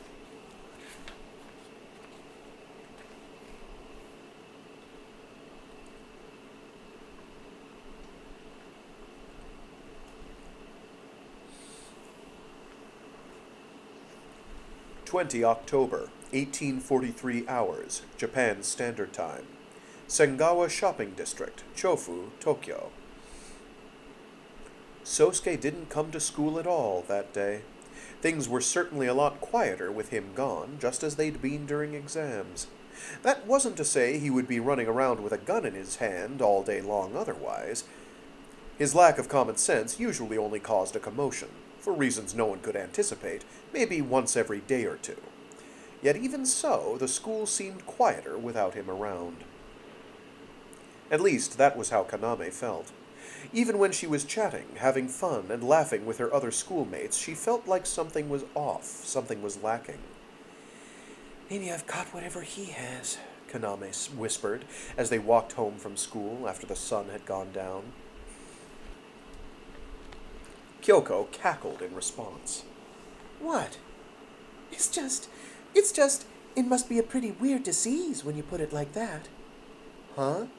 Kaname was struck dumb, failing to grasp her meaning. "Well, it's fine if you don't get me," Kyoko sighed. "I just can't put my finger on the kind of person you are sometimes, Kana-chan." "Oh, yeah? Yeah, it's like you seem so mature, but you're also so childish. You look like you could be in college, but you act like you belong in elementary school." Her friend's words had sent Kaname deep into thought. She was inclined to think Kyoko was strange in the opposite way. She had a childish outer appearance, yet she sometimes spoke with a college student's grasp of the world.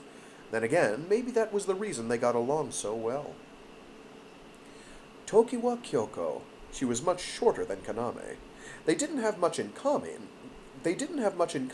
hobbies-wise, and while Kaname was as bold as they came, Kyoko was shy and retiring. Kaname was a skilled athlete in a way that Kyoko wasn't. Just from seeing the two walk side by side, the contrasts were obvious. But sometimes, when Kaname looked at Kyoko, she found herself thinking, that girl is on another level. Their college talk yesterday was just one example. She sometimes caught herself wondering, why does Kyoko even hang around with an idiot like me? Ever since Tessa's mention that she had an intelligence division bodyguard watching her in addition to Sosuke, she'd wondered from time to time if that person could be Kyoko. That didn't really seem possible, though. She'd been by her house to hang out 1,000,000 times, and she'd met her mother and her siblings. "Kana-chan?" asked Kyoko. Are you thinking about Sagara-san? Sagara-kun? Sorry. Got the wrong honorifics. Me. Yeah, right, Kaname scoffed, a bit too late to be convincing. Give me a break already. Kaname was just about to let out a laugh when just then she saw a flash in the corner of her vision. She looked towards it, questioningly. They'd been walking down a shopping street near Sengawa Station, the kind of road that was so narrow and packed with foot traffic that a car might just barely make it through. From nearby, she could hear the calls of a greengrocer echo loudly through the crowds. The flash had caught her eye from the roof of a stationery store further down the street.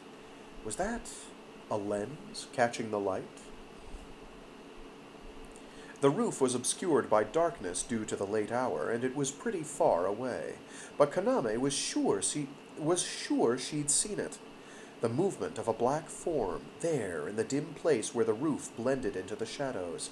It had to be a person. Kaname had caught a glimpse of his face. She even thought their eyes might have met for a second. It was a lean man with short hair and thin slivers for eyes. He had the expression of a machine. There was the same air about him as the knife-wielding man who'd attacked her on the submarine that summer. Kaname got the sense that he was smiling, and then he vanished from sight. Kaname stopped and stared hard at the spot, but there was no further sign of movement. "What's wrong, Kana-chan?"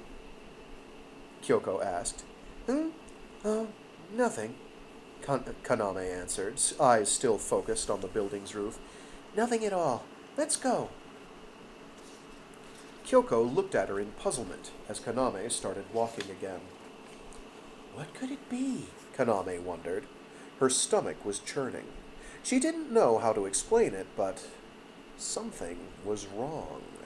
There was no sense of tangible danger nearby, but that one fleeting moment had filled her with a sense of wrongness. That's right, something felt wrong. She was seized by a sense that something she'd quietly feared for 6 months was finally coming to pass.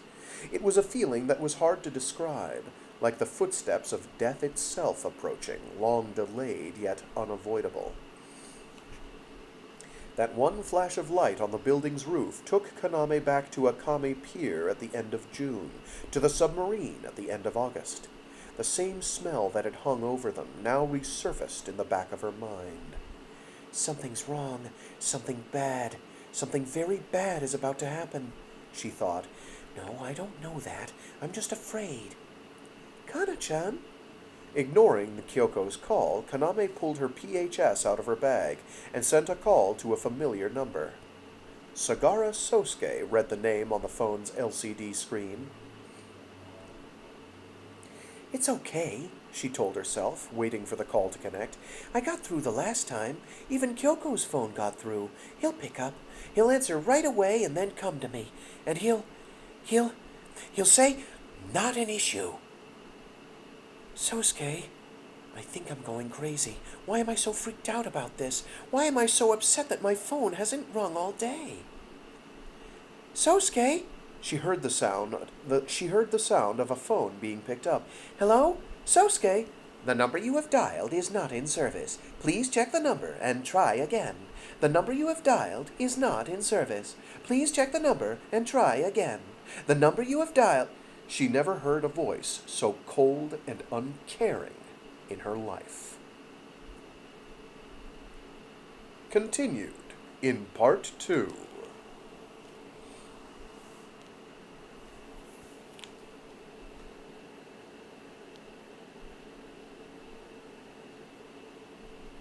Afterword. Midword? Sorry about the wait.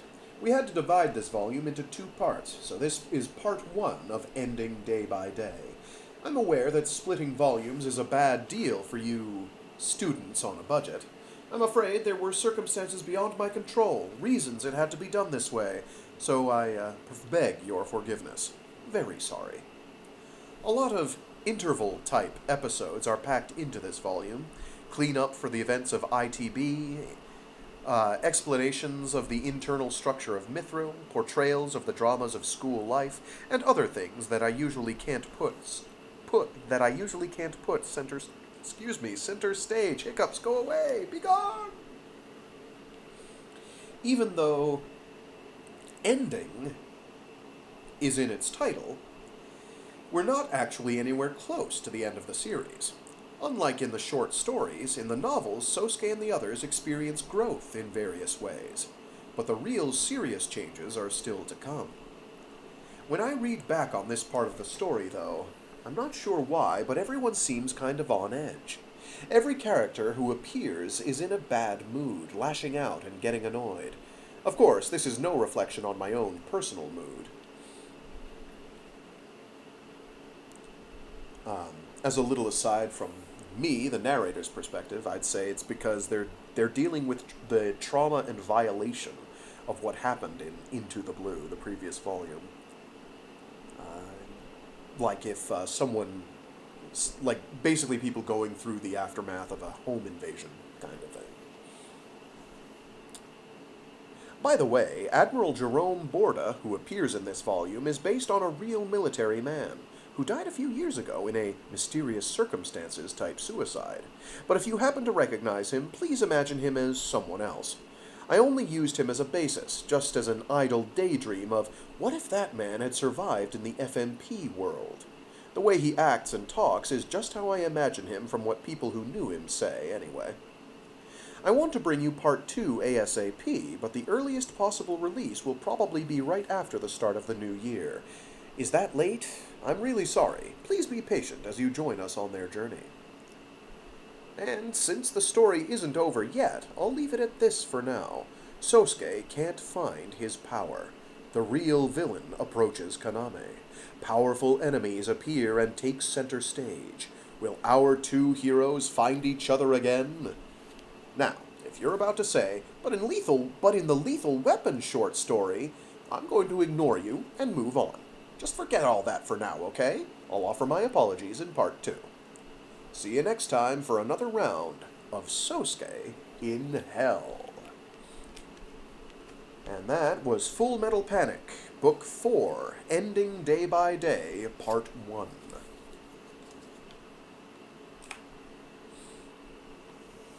Alrighty. So, it is all build-up, that, this book, with a cool Italian Job style chase scene right at the beginning. Oh wow, it really interrupts even Chapter 3 in the middle. Because Chapter 3 is the first chapter of Part 2. That's pretty annoying, actually. I have opinions about that. They're not very strong, but they're strong enough. Wow, and it's a long one, too. Give me a sec. Okay, let's set that for now, and we'll figure out further later how far we want to go. Oh, or Chapter 4 can just be like 50 pages long. That's fine, too.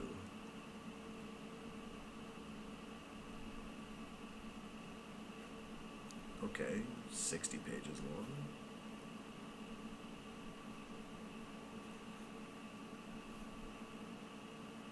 Did I miss it? 50 pages long. Well, 55. Anyway, that is for, not this week, yet. Not yet.